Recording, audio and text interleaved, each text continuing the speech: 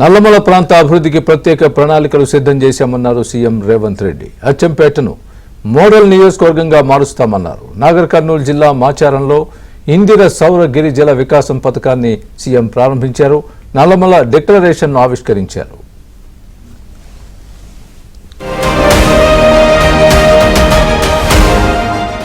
నాగర్ కర్నూలు జిల్లా ఆమ్రాబాద్ మండలం మాచారంలో సీఎం రేవంత్ రెడ్డి ఇందిర సౌర గిరిజనుల వికాస పథకాన్ని ప్రారంభించారు. చెంచులు ఆదివాసీల అభివృద్ధి కోసం ఈ పథకానికి శ్రీకారం చుట్టినట్లు తెలిపారు. ఈ సందర్భంగా నల్లమల డిక్లరేషన్ ను ఆయన ఆవిష్కరించారు. నల్లమల డిక్లరేషన్ ద్వారా గిరిజనుల సంక్షేమానికి 12,600 కోట్లతో పనులు చేపడతామని సీఎం తెలిపారు.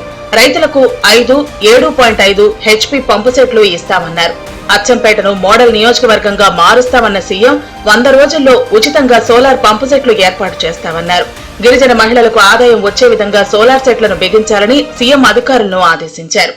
100 రోజుల్లో అచ్చంపేట నియోజకవర్గంలో రైతులందరూ లిస్టు తయారు చేయడమే కాకుండా అన్ని కరెంటు మోటార్ల ప్లేస్లో సోలార్ పంప్ సెట్లు రావాలి. 100 రోజుల్లో మొత్తం అన్న స్పెషల్గా ఒకరిని డెప్యూట్ చేయి, ఒక అధికారిని స్పెషల్ డ్రైవ్ పెట్టు. ఇది దేశంలో ఎవరైనా అచ్చంపేటకు వచ్చి చూసిపోవాలి. సోలార్ పంప్ సెట్లు రైతులు వ్యవసాయానికి ఎట్లా వాడుకుంటున్నారు. దీంట్లో వ్యవసాయానికి సోలార్ వాడుకోవడం కాదు, ప్రతి కుటుంబానికి 3 నుంచి 5,000 ఆదాయం ఎట్లా రావాలనో మీరు డిజైన్ చేయాలి. దాంతో ఇంటి ఖర్చులకు వాళ్ళకు ఖర్చులు వెళ్ళాలి. మీరు ప్యానెల్స్ డిజైన్ చేసేటప్పుడే సోలార్ ఉత్పత్తి చేసి గ్రిడ్కి ఎట్లా కనెక్ట్ చేయాలనో డిజైన్ చేయండి. దీన్ని పైలట్ కింద అంటే మొత్తం దేశానికి ఒక మోడల్ కాన్స్టిట్యున్సీ కింద అచ్చంపేటను తీర్చిదిద్దండి. రాష్ట్రంలో అటవీ హక్కుల చట్టం కింద 6.69 లక్షల ఎకరాల విస్తీర్ణానికి 2.30 లక్షల మంది ఎస్టీ రైతులకు పోడు పట్టాలు అందించామన్నారు సీఎం రేవంత్ రెడ్డి. ఇందులో విద్యుత్ సౌకర్యం లేని 6 లక్షల ఎకరాలకు ఈ పథకాన్ని వర్తింపజేస్తామన్నారు. గత ప్రభుత్వంలో వరి వేసుకుంటే ఉరి వేసుకున్నట్లే అని ఆనాటి ముఖ్యమంత్రి అన్నారని సీఎం రేవంత్ రెడ్డి ఎద్దేవా చేశారు. తమ ప్రభుత్వం మాత్రం వరి పండించాలని బోనస్ ఇచ్చి ఆదుకుంటామని హామీ ఇచ్చిందన్నారు. దీంతో రాష్ట్రంలో రైతులు రికార్డు స్థాయిలో వరి ధాన్యాన్ని పండించారన్నారు. రైతు భరోసా కావచ్చు, రైతు రుణమాఫీ కావచ్చు, అదే విధంగా ఒకనాడు పంట పండిస్తే మీరు ఊరేసుకుంటే ఉరేసుకున్నట్టే అని ఆనాటి ముఖ్యమంత్రి గారు మాట్లాడారు, మీకు అందరికీ తెలుసు. కానీ ఆయన మాత్రం ఆయన ఫామ్ హౌస్ లో 150 ఎకరాలలో ఒరేసుకొని 4,200 క్వింటాలు అమ్ముకున్నాడు. సరే దొరగారి పంట పొలంలో మరి బంగారం పండిందేమో నాకైతే తెలియదు, కానీ పేదలు పండించిన ఒడ్లు కొనను అన్నాడు. కానీ మన ప్రభుత్వం వచ్చిన తర్వాత మీరు వరి పండించండి, సన్నాలు పండించండి, మీకు గిట్టుబాటు ధరనే కాదు మీకు 500 రూపాయల బోనస్ ఇచ్చి రైతులను ఆదుకుంటాం, పండించండి అని అంటే మొన్నటి ఎండాకాలంలో యాసంగిలో 1,56,00,000 మెట్రిక్ టన్నుల మీరు ఒడ్లు పండించి దేశంలోనే చరిత్ర సృష్టించారు.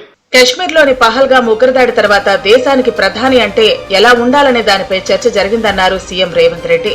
ఇందిరాగాంధీ హయాంలో పాకిస్తాన్తో యుద్ధం చేసి ఆ దేశాన్ని 2 ముక్కలు చేశారని గుర్తు చేశారు. ఇప్పటి వరకు ఎంతో మంది ప్రధానులుగా పనిచేశారని, 50 ఏళ్ల తర్వాత కూడా ఇందిరాగాంధీ పేరు గ్రామాల్లో చెప్పుకుంటున్నారని సీఎం అన్నారు. ప్రతి ఆదివాసీ గుండెల్లో ఇందిరమ్మ ఉంటుందన్నారు సీఎం రేవంత్ రెడ్డి. నిన్న జరిగిన పహల్గామ్ నేపథ్యంలో ఇండియా పాకిస్తాన్ యుద్ధం జరిగిన తర్వాత ప్రధానమంత్రి ఎట్లా ఉండాలంటే ఇందిరమ్మ లాగా ఉండాలి, నిటారుగా నిలబడి దేశాన్ని రక్షించాలి. పాకిస్తాన్ తో యుద్ధం చేసి యుద్ధంలో పాకిస్తాన్ని 2 ముక్కలు చేసి ఒక ముక్క బంగ్లాదేశ్, 2వ ముక్క పాకిస్తాన్ అని ఇందిరమ్మ నిరూపించింది 54 ఏళ్ల క్రితం.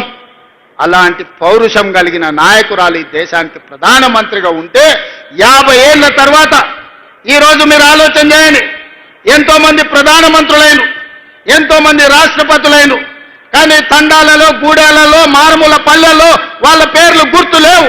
కానీ ఏ గూడెంలో ఏ ఆదివాసీ దగ్గరికి వెళ్ళి వాళ్ళని తలుపు తట్టండి, వాళ్ళ గుండెలోకి తొంగి చూడండి, వాళ్ళ గుండెల్లో ఇందిరమ్మ ఉన్నదా లేదా 50 ఏళ్ల తరువాత కూడా.